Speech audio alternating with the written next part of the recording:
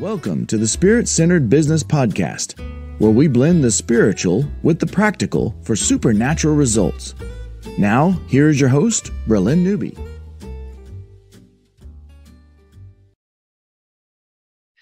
Well, hello there. Welcome to Spirit-Centered Business. I'm Bralynn Newby, and I am here with Heather Rayner. I am so glad to have you on, Heather. Thank you, Bralynn. You're welcome. You're welcome. Just one housekeeping, a general note to make sure that you join the Spirit-Centered Business Tribe over on Facebook and follow the show on YouTube, Rumble, and everywhere where there's a podcast, I'm there. Thank you to the Fringe Radio Network for syndicating the show across all the iHeartRadio and Spreaker and Spotify and Amazon and all of those places. We so appreciate you. Yes. And I think, Heather, those are my announcements. I am done. Fantastic. Short and sweet. It's awesome to be with you, Bralynn. Yeah, you know, this is so cool because I've never had you on the show, but we met actually co-hosting Kingdom Talks. Yes, yeah. I've interviewed everybody else imaginable, but I have never been on. Oh my gosh, that's funny. So yeah, that was a couple of years ago. Was it 2009? No, 2018. I think we met on Kingdom Talks. Yes. Yeah, wow. Okay. Well, awesome. I'm glad that you're here.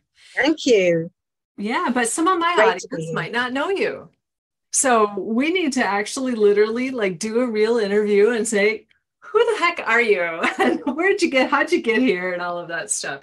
So first of all, the spiritual journey of you coming out of the traditional church box and into the kingdom age. I'd like to hear that story first. Okay.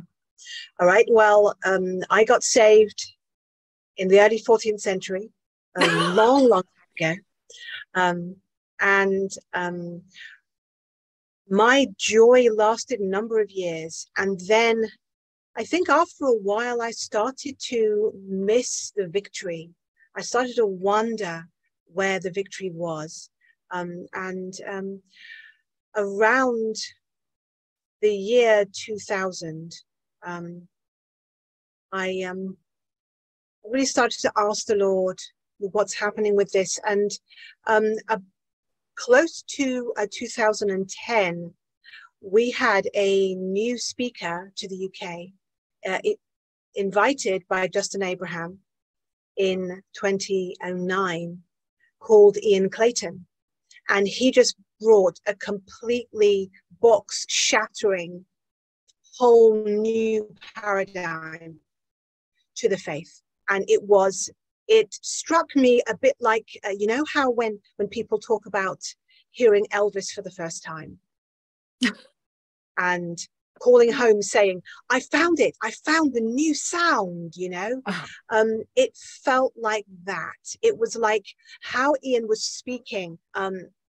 He was speaking with authority as one who knows the Lord rather than speaking about the Lord. As one who is actually walking in authority, in sonship, as opposed to just stewarding a ministry. And it was incredible. I first heard him on a recording from 2009, and then went to the conference in 2010 in Wales that Justin Abraham hosted. And then I helped my friend Jonathan Ely host Ian Clayton in England for the first time in 2011 and 2012. And that really just opened up my understanding of what Christianity is. We have just lost so much in translation over 2,000 years of church culture. And so much church culture recently has been about keeping people in a church, keeping people docile, keeping people under control, and just you're paying the bills and supporting the pastor. It was not about empowering the mandate on individuals' lives as it should be. And so everything changed for me as Ian Clayton started talking about things like we are invited to go up into the Lord's presence. And live from that place. I had never heard that before. I don't know why I hadn't heard that before, because it's in scripture that we are seated with Christ in heavenly realms. But I had read that thousands of times and never asked, what does that mean? How do we walk that out? How does it feel? What is the experience of that? Yeah. And as I started to ascend into the Lord's presence, which basically was just giving him permission to take me up above the atmosphere of this world into his glory realms, things opened up for me massively. I didn't realize we could do that. I come from a Catholic charismatic background, and I got saved in my teens into the charismatic renewal, and I had some amazing mystical experiences. I saw the 3 golden archways, which are often described by the saints and the mystics, and I felt invited into them, but I just thought that it was I don't know exactly what I thought, because I hadn't been told that we could do that. And then after I started tracking with Ian Clayton, with Justin Abraham, with the Kingdom Realms teachers, it just opened up so much more of my understanding. And I jumped out of the box at that stage and started leading others out of the box as well. And now I lead both Global Community in Yeshua and Our Father's Business Alliance, as well as being publisher to both Ian Clayton and Mario Salinas and Ian Johnson, and have published Nancy Cohen's book and a few others. Very, very cool. So you didn't really have a transition in business that you needed to bring spirituality into, because as soon as you were in the spirituality, that became your business. Yes. Right? Okay. Yes. Yeah. Right. Yes. And then you just started helping them get their message out to people, which is amazing. Yes. I love that. Yes, absolutely. Yeah. So as far as doing business and being spiritual, tell us about that kind of a journey and building a business around all of these kingdom principles. Okay, so it's important that we are the head and not the tail. And that's something that was taught around the 1990s. There was a wave of teachers who were teaching about deliverance and about Deuteronomy 28 and being the head and not the tail. And then we kind of lost it. It's almost like we got overwhelmed by, I don't know, the cares of the world. And I don't remember hearing churches teaching that into the 2000s. But it's so important in business to be sitting on our mountain of government over our business, and to be in that ascended place with the Lord, to be consciously looking with our spirit at him in that place above all the turmoil and all the influences and fears and pressures of the world, so that we can be led by him in our spirit, in our lives, in our business, in every way, and not be dragged along by the cares and pressures of the bottom line. Mm-hmm. And how has that played out in your business? I have been in business since I started publishing Ian Clayton. So I kind of jumped into this whole realm and started on the business journey in that way. I was working for somebody else before that, but when I heard the message that God had given Ian, I knew it had to be published. It had to get out there. And so I started from scratch. Were you publishing, working for someone else? No. Doing publishing? Okay, no. So that was new to you as well. I was a language teacher. Yes, it was like it was like stepping from the earth to the moon. It was massive, several massive steps. but Wow. it was world changing. I hardly meet anyone now who isn't aware of Kingdom Realms. It's changed a whole generation. Wow. So when you made that transition, did you have to go through some training and retooling of your skill set?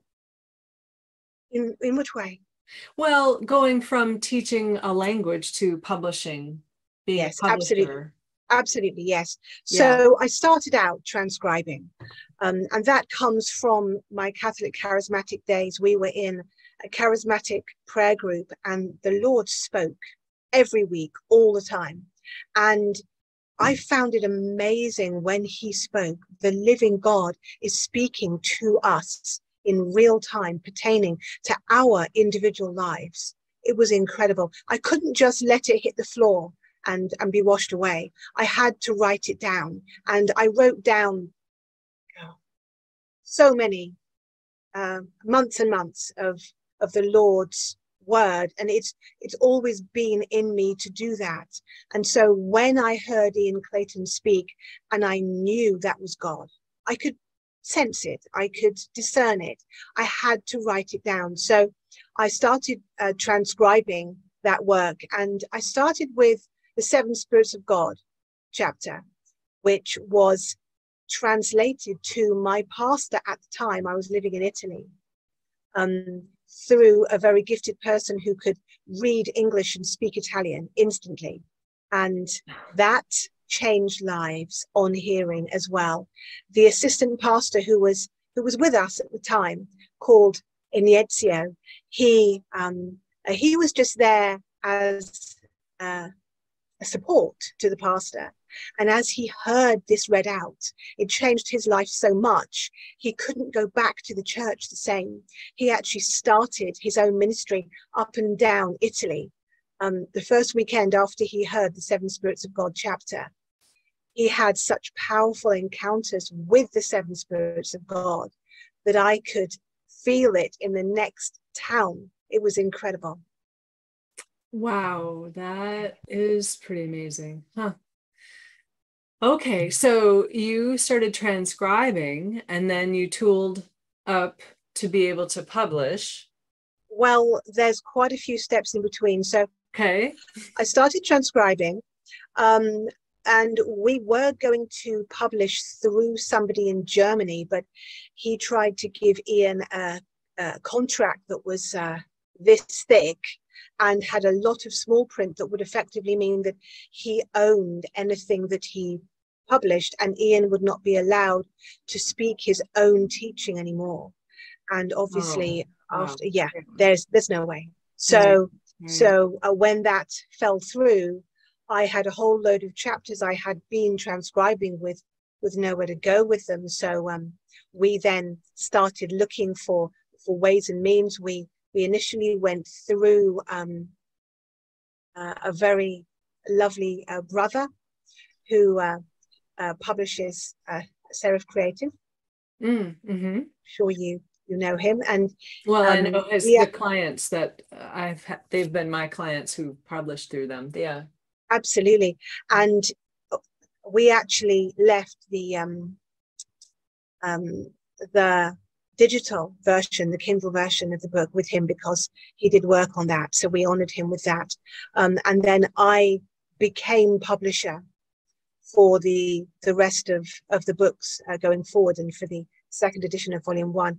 I actually had to tool up from transcribing into editing initially. And the German publisher actually gave me a lot of constructive criticism, although at the time it didn't feel very constructive. I felt like I was being torn to pieces, but we don't write as we speak. And actually, I'm so grateful for his harsh words and harsh expectations, because it gave me a very high level of professionality. And so, like, for example, I don't ever publish any Bible quotes that are just taken from memory. I always quote and reference them so that they are they are accurate, and lots of ways of actually presenting things in published manuscripts that came from that training. So it was a very humbling time where I had to really fall on the rock, so to speak, and I had to completely jettison my pride. But I'm so pleased for that time, because it really got me those skills, so that when I transitioned from editor into publisher, it was not quite as much of a massive step as it might otherwise have been. Beautiful. Yeah, I remember those retooling days, and there's a lot of face plants trying to, you learn something, but doing it is another. Yes. Like, Yes. That's not how you do it. I may know how to, what it is, but that's clearly I'll have to learn and experience how to do it. So Yes. Yes. Yeah, yes. It's amazing how often people look at others with jealousy or envy, thinking, oh, why have they been given that assignment or that place, without wondering what price they have paid, what the cost was to get there. Good And there was a massive cost in the journey, with computers breaking down, car brakes failing, various illnesses, some quite scary, and relational things going on, all kinds of stuff, trying to stop the message getting out, because it really was a groundbreaking message of governmental call on us as a body of Christ. Yeah, that's where I was kind of going to go, is I'm sure that you had a lot of pushback, because, going into business for anybody is a declaration of war in the spirit, because now you're taking territory from the kingdom. And especially if the enemy has these people all safe and coddled in their churches, and he can predict exactly what's going to go on, which is pretty much nothing, Yes. as far as their impact on the world, right? He's got everybody in the churches, and then here comes somebody who blows the top off that. He is not going to be happy. So I was imagining that you had a lot of pushback. Absolutely. And a lot of months and years of just doing the work, like a hermit in one room, going nowhere, seeing no one, having no money to go anywhere, because I was largely self-funding for a number of years. And it was days I am pleased are behind me. Yes, we have all done trench work, and yes, we absolutely are glad they're behind us. Yeah, but who knows what the future is. We might have to do more trench work, and it's all good, because it's all part of our journey, right? Yes. So you dropped a gold nugget that I don't want people to miss, is anyone who's writing a book, make sure, if you're going to have someone else publish it, read the contract. Because losing your ability to be able to teach your own stuff, it's like, what would the point be, right? As an influencer. Yes, it was such a massive deal that could have completely tied Ian's hands and stopped a generation hearing about all kinds of things, who would never have gone to a conference, who wouldn't otherwise have heard of him. So yes, anyone who is contemplating writing your own book, I heartily recommend jumping onto Amazon. It's now Kindle self-publishing. It's all there, really accessible, and you can then retain 100% of the royalties. But if you are going to go through somebody else, make sure you read the contract and the small print very carefully. I've heard some horror stories, like for example, there's somebody who told me they wanted to publish one book through a particular publishing house who had no relationship with them. It was just a random publishing house, and they got into a contract where they then had to publish the next 3 with that house, and couldn't do anything else, and had little control over a lot of the content over the front cover, over the presentation. It was really taken over, and a lot of royalties as well were taken over. So I do read the Good advice. Awesome. Okay, so let's jump from your story. I want to hear what you're doing now, because I know you have a really cool conference coming up. And so let's just jump into that. And in the next segment, we'll come back to your story. How does that sound? Sounds fantastic. Yes, thank you, Bralynn. So we are about to host, among other people, Ian Clayton and Mario Salinas and Daniel Cook, who I'm sure people have heard of, and Mark Wilburn. Mark Wilburn is your keynote, correct? Yes, that's right. So he's all about finances, trading, yes, that kind of stuff. And he's an amazing trainer. He not only trains how to trade in stocks and shares on the stock market, but he also has a very, very deep faith, a very deep spirituality. He's a very humble and real Christian. And so it's just so great to have him with us. And anyone who would like to come to the Union conference will be able to meet him and connect with him and find out what he has going on, as well as is his wife Kate going to be there? Is she going to be there? Kate will be at home with their 4 children. Okay. All right. I love Kate too. She is an amazing powerhouse too. So, okay. All right. Let's see. So this is the Union Conference. It's in Orlando, and it begins September 8th through the 11th, correct? It's actually Friday the 9th through Sunday the 11th. Right. I guess I'm driving down on the 8th. So yes, absolutely. So if you would like to connect with Bralynn, she will be there with us. I will be there. Awesome. so awesome. It's being held in the Lake Buena Vista Holiday Inn Resort, and more details are available from www.ofba.net, our Father's Business Alliance.net. Yeah. Are we going to we will definitely have that ticker on the bottom when this goes out, so they will see the ofba.net to go there. Absolutely. And we'll put the link right in the show notes. Absolutely. Fantastic. Yeah. Okay, so Mark is going to be there talking about finance. You also said something was quite different about this conference. I want you to share with people about that. Yes, there are hours of ascended worship at this event. It's not just a speaking event. We are going to have 8 live speakers with us, including 2 Q&As, one from Ian Clayton. So if you have questions you would like answered, he will be able to speak into that.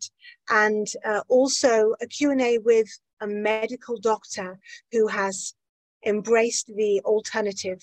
And so if you would like to know what doctors do for themselves, what does a doctor do for themselves who knows everything about everything, come to the conference, and it'll be great to pose your questions to him as well and get some answers on things. We also have Daniel Cook talking about the living letters and bringing us into that amazing place of union with the Lord.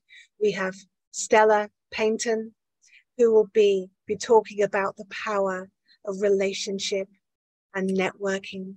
Mm-hmm. And I have had both of them on the show, so you guys can look back at spiritcenteredbusiness.com and look at the podcast and look up either Daniel or Stella. If you just put their first name in the search bar, you'll be able to get to their episodes. They're phenomenal. Yes. I'm so excited that they're going to be at the conference.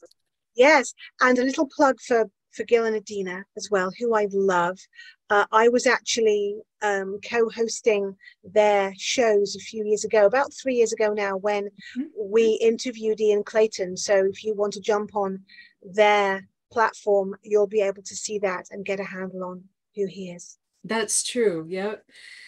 You can go to YouTube and search Kingdom Talks Media, And then once you find their channel, then you can search on the channel for Ian. Don't search for Heather because she's on like 150 of them. It won't help. Same with me. But that'll be good.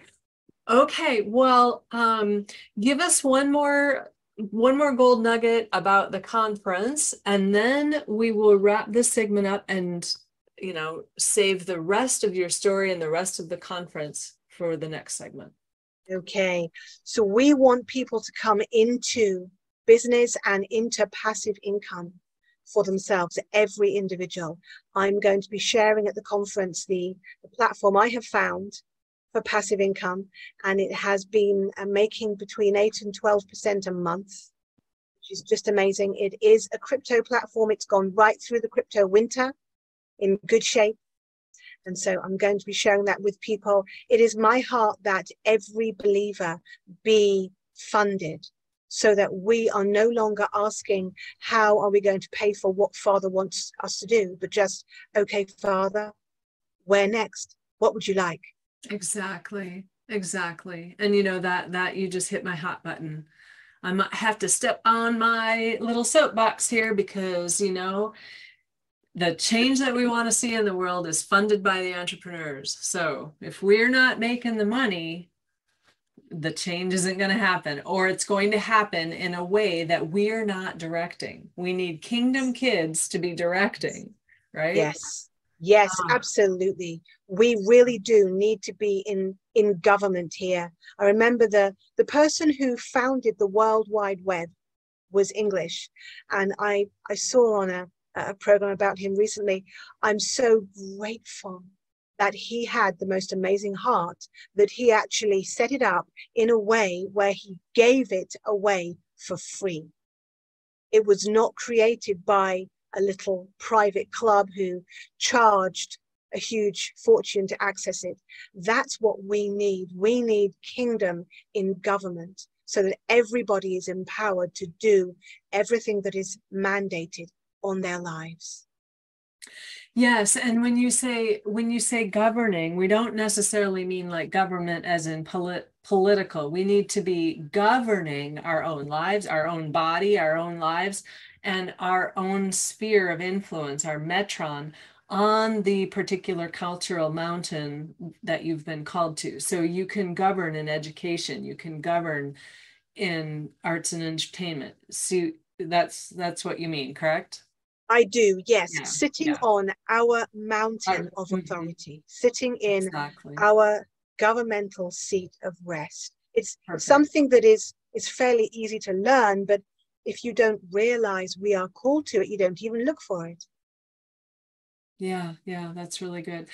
Okay, I just want to throw out one more time. People can get a hold of you on ofba.net. They can find out about the conference, and they can also find out about the global community in Yeshua. Did I say that right? That is gciy.org. That's right. Global Community in Yeshua. Okay. And on OFBA from the autumn, from the fall, we are having our second year of Shekinah School. So people will be able to find out about that and partner with us to benefit from that on OFBA. Yes, and OFBA is Our Father's Business Alliance. And Heather, I'm so honored and blessed to be one of your mentors in that Shekinah Glory School. I love that. Yes, so it's wonderful having you with us. Thank you. Yeah, I get to teach and share, and I've got some really good gold nuggets for when we get rolling again. So you guys make sure that you join OFBA. Yes. Okay, Heather, this has been so good. Let's end this segment and we will save the rest for part 2. What do you say? Okay, sounds good. All right, thank you. Okay, audience, thank you so much. If you enjoyed this, please share with your friends, like, subscribe, hit the notification little bell on YouTube to make sure that you know when we go live. And we will see you in the next broadcast. Until then, stay spirit-centered. Peace out. Thank you for listening to Spirit-Centered Business with Bralynn Newby. Be sure to like, subscribe, and share with your friends. The next stage of doing business by being spirit-centered is coming together in collaboration, working with spiritual principles and knowing our destiny. Join our tribe at spiritcenteredbusiness.com, and we'll catch you on the next broadcast. Peace out.